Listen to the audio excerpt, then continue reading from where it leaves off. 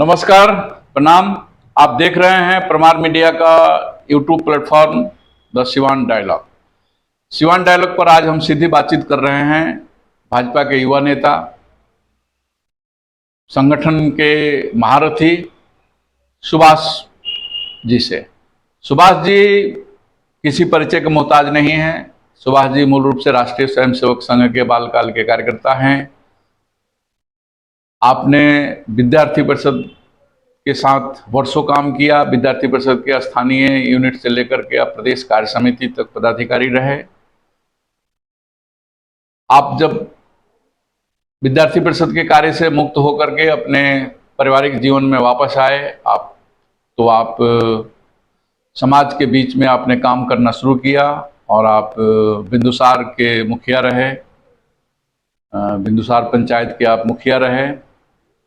जब बिंदुसार पंचायत नगर परिषद क्षेत्र में चला गया तो आप बगल के पंचायत मोहवारी से आपकी पत्नी चुनाव लड़ी और आप की पत्नी वहां से वर्तमान में मुखिया हैं और आप वहां के पैक्स अध्यक्ष हैं। यानी आपने संगठन के साथ साथ सहकारिता के क्षेत्र में भी वर्षों काम किया है, वर्षों का अनुभव रहा है।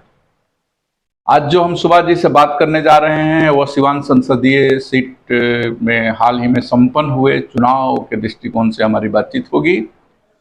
सुभाष जी एनडीए की ओर से चुनाव प्रचार कर रहे थे और एनडीए के प्रत्याशी विजय लक्ष्मी देवी जो जदयू से जिन्हें टिकट मिला था, तो विजय लक्ष्मी देवी के जो कुछ प्रमुख चुनाव कैंपेनर थे उसमें सुभाष जी थे। चुनाव प्रबंधन देख रहे थे, चुनाव प्रचार की सारी व्यवस्थाओं को देख रहे थे और अब दिन रात आप लगे हुए थे चुनाव को अंजाम तक पहुंचाने में। हालांकि आपने पूरे सिवान लोकसभा का दौरा किया, प्रत्याशी के साथ किया, अलग भी किया, कार्यकर्ताओं के साथ बैठक किया, सीधे मतदाताओं से आपने संवाद स्थापित किया।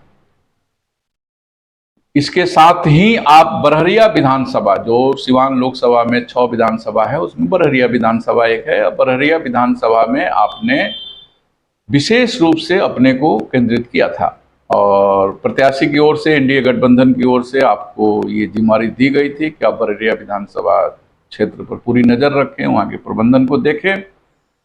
तो आज हम जो बातचीत करेंगे आप सिवान लोकसभा के चुनाव के मद्देनजर करेंगे कि कैसे चुनाव एनडीए की प्रत्याशी लड़ रही थी, उसमें सुभाष जी जैसे कार्यकर्ताओं की क्या भूमिका थी। तो आइए बात करते हैं। हम पैक्स अध्यक्ष, पूर्व मुखिया, वर्तमान में इनकी पत्नी, बगल के पंचायत नगर क्षेत्र से सटे हुए मोहवारी पंचायत की मुखिया हैं आभा देवी जी।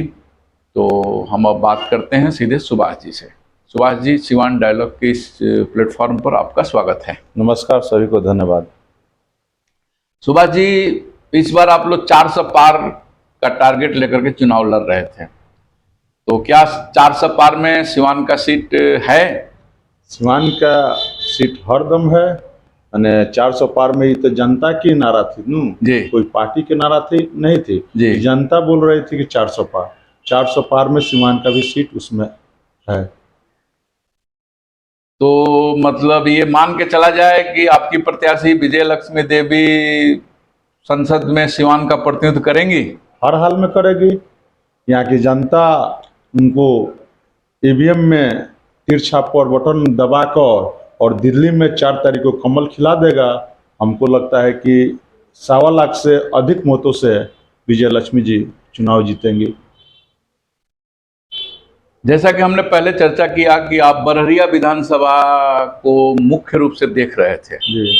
और आप लगातार बरहरिया विधानसभा के विभिन्न गांवों का दौरा कर रहे थे। बरहरिया क्षेत्र में एनडीए प्रत्याशी को अच्छी खासी बढ़त मिले, इसके लिए दिन रात आपको हम लोगों ने मेहनत करते हुए देखा।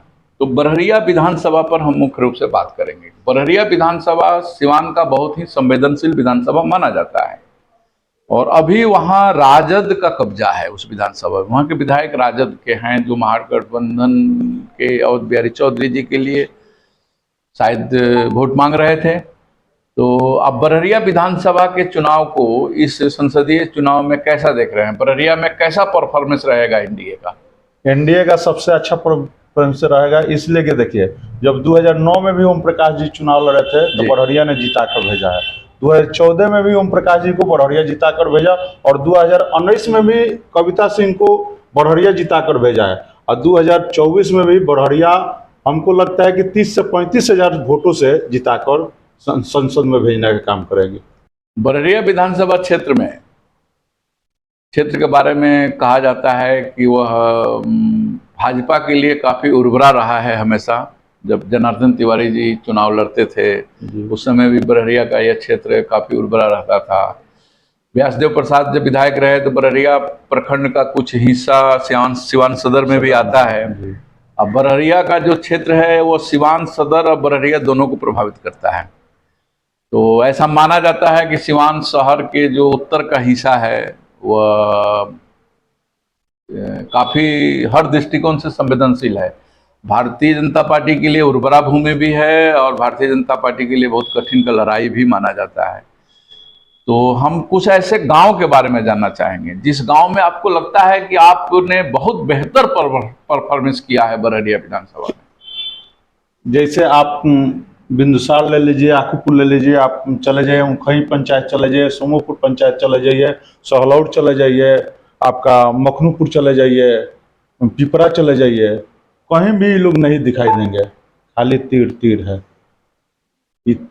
ये क्षेत्र बररिया विधानसभा में है कि सिवान सदर में है? नहीं, बररिया विधानसभा में, पचरुखी ब्लॉक है बररिया विधानसभा। बररिया विधानसभा में, बररिया विधानसभा में आप किसके साथ अपनी लड़ाई मान रहे हैं? क्योंकि पूरे सिवान लोकसभा में हेना साहब के साथ लड़ाई हो रही है। बररिया एक ऐसा क्षेत्र है जहां राजद का विधायक है और अवध बिहारी जी का भी बररिया काफी प्रभाव क्षेत्र रहा है। तो बररिया का चुनाव अब त्रिकोणीय मान रहे हैं कि फिर आमने सामने की लड़ाई है आप लोग? कहीं आमने सामने की लड़ाई है, विजय लक्ष्मी एक नंबर है जी। और दोनों प्रत्याशी वो लोग आपस में लड़ रहे हैं कि हम 2 नंबर पर आ जाए, हम 2 नंबर पर आ जाए। यानी ये निर्दलीय प्रत्याशी हेना साहब और राजद के प्रत्याशी अवध बिहारी चौधरी 2 नंबर के लिए लड़ रहे हैं। ये लोग आपस 2 नंबर के लिए रहे हैं। इन लोग को पहले से भी अनुभव है कि बररिया कभी हम ना जीते हैं और ना जीतेंगे, तो ये लोग दोनों आदमी आपस में लड़ रहे हैं कि हम 2 नंबर पर आए, हम 2 नंबर पर आए। वहाँ एनडीए की लड़ाई किसी से नहीं है। एनडीए अपना वहाँ हमको लगता है कि 95,000 महिला ने मतदान किया है, मैंने कुल मिलाकर 1,80,000 वहाँ मतदान हुआ है। उसमें 80-90 हजार विजय लक्ष्मी जी का रहेगा। 80 से 90 हजार, 1 लाख कितना मतदान हुआ? 1 लाख हमको लगता है कि 80,000 के आसपास मतदान हुआ है। मैंने उसमें 95,000 महिला का जी, 83,000 पुरुष का मतदान हुआ है। उसमें हमको लगता है कि 80 से 90 हजार चाहे 1 लाख के आसपास विजय लक्ष्मी जी रहेगी। उसके बाद बाकी जो वोट है उसमें ये लोग अपना बांटेंगे कि हमको कितना आ रहा है, हमको कितना आ रहा है। यानी 1,80,000 में 1 लाख वोट विजय लक्ष्मी को मिलेगा और 80,000 में बाकी लोग बांटेंगे। कभी भी इतिहास उठाकर देख लीजिएगा, बोले 2009, 2014, 2019, 2024 कभी भी बररिया किसी को जिता कर भेजता है। वहाँ एनडीए का गढ़ है, बीजेपी का गढ़ है। सभी लोग मोदी जी और नीतीश जी के नाम पर वोट किए हैं। अब बररिया ऐसा जगह है कि कभी भी वो लोग नहीं चाहते हैं कि यहाँ से दूसरा कोई जीत कर जाए। यानी अगर पिछले चुनाव रिकॉर्ड को हम देखें तो 2009 से हिना साहब लड़ रही हैं। 2009 में वो राजद के प्रत्याशी के तौर पर लड़ी, ओम प्रकाश यादव से चुनाव हारी। उस चुनाव में भी बररिया से वो हारी थी। 2014 में भारतीय जनता पार्टी के प्रत्याशी जब ओम प्रकाश जी बन के आए तो हिना साहब को उन्होंने पुनः बररिया से हराया। पिछले चुनाव में कविता सिंह जब जदयू के प्रत्याशी बन के आई तो पुनः वो बररिया से उन्होंने हराया था जी। और इस बार विजय लक्ष्मी जी लड़ रही हैं और आपका कहना है कि इस बार भी हिना साहब हारेंगी? मैंने 30 से 35 हजार वोट से हारेगी। और उसमें 2 नंबर कौन रहेगा वो लोग अपना तय करेंगे कि हम 2 नंबर पर रहेंगे कि हम लोग 1 नंबर पर हैं, 1 नंबर पर रहेंगे। एक बात मैं पूछना चाहूंगा आपसे कि एनडीए के प्रत्याशी के विषय में ये चर्चा हो रही थी कि वह एकदम घरेलू महिला हैं, तो अगर सिवान की जनता उन्हें प्रत्याशी के तौर पर स्वीकार करते हुए लोकसभा भेज देती है सांसद बना करके, तो क्या आपको क्या लगता है कि विजय लक्ष्मी जी सिवान की बातों को, सिवान के जनता के संवाद को दिल्ली में पहुंचा पाएंगी सही तरीके से? हर हाल में पहुंचा पाएंगी। विजय लक्ष्मी जी घरेलू महिला है, लेकिन सभी बात को उन्होंने समझती है। और जो भी है, जब हिना मैडम निर्दलीय लड़ रही थी फर्स्ट में, क्या वो बोल पाती थी? क्या है, पहले से लोग निकलता है तो धीरे धीरे देख नहीं रहे हैं कि अब विजय लक्ष्मी जी हर बात को अपने सेटअप कर रही है, बता रही है कि इस तरह नहीं उस तरह। हमको लगता है कि जितना अच्छा वो विकास करेगी उतना अच्छा सिवान में कोई नहीं किया होगा। चलिए सुभाष जी, सिवान डायलॉग से बात करने के लिए बहुत बहुत धन्यवाद। धन्यवाद सर। और आपने अपना बहुमूल्य समय सिवान डायलॉग को दिया, इसके लिए सिवान डायलॉग की टीम, परमार मीडिया की टीम आभारी है। मित्रों, अभी आप देख रहे थे, सुन रहे थे सुभाष जी को। सुभाष जी एनडीए के मुख्य कैंपेनर में एक थे। आप बचपन से ही संगठन के कामों में रहे हैं। आप राष्ट्रीय स्वयंसेवक संघ के कार्यकर्ता हैं। आपने विद्यार्थी परिषद के लिए काम किया है। वर्तमान में आप जनप्रतिनिधि भी हैं। आप ही नहीं हैं, आपकी पत्नी भी जनप्रतिनिधि हैं। आप मुखिया रहे। जब आपका क्षेत्र पंचायत नगर परिषद क्षेत्र में आ गया तो आप की पत्नी बगल के पंचायत से इस बार मुखिया हैं और आप अभी कोऑपरेटिव पैक्स के अध्यक्ष हैं। इस नाते आपका एक लंबा चौड़ा अनुभव है। युवा हैं लेकिन अनुभवी हैं। और आप इस बार चुनाव में एनडीए की ओर से चुनाव कैंपेनर थे और आप बररिया विधानसभा को फोकस कर रहे थे। आज की हमारी ये सीधी बातचीत आपसे हुई है बररिया विधानसभा को लेकर के, और आपका मानना है कि बररिया विधानसभा से हार का चौका लगाएंगी हिना साहब। 3 बार वह दलीय प्रत्याशी के रूप में बररिया से हारी हैं और इस बार आप एनडीए प्रत्याशी से पुनः हारेंगी निर्दलीय प्रत्याशी के रूप में। अब तो 4 जून को पता चलेगा कि सुभाष जी सही हैं या फिर सुभाष जी गलत हैं। मिलते हैं हम अगले वीडियो में और फिर हम बात करेंगे इस चुनाव से संबंधित किसी दूसरे मुद्दे पर। जब तक आप सिवान डायलॉग देखते रहिए। अगर आपने सिवान डायलॉग को सब्सक्राइब नहीं किया है तो सब्सक्राइब कर लीजिए, अपने मित्रों से भी सब्सक्राइब कराइए और कमेंट जरूर कीजिए हमारा यह वीडियो आपको कैसा लगा। आपको अगर अच्छा लगा तब भी कमेंट कीजिए, आपको अगर हमारी बातें अच्छी नहीं लगी हैं तब भी कमेंट कीजिए। आपके हर कमेंट का हम स्वागत करेंगे। और अंत में हम यही कहना चाहेंगे कि आप जहां भी रहिए मस्त रहिए, देखते रहिए सिवान डायलॉग। जय भारत, जय सिया राम।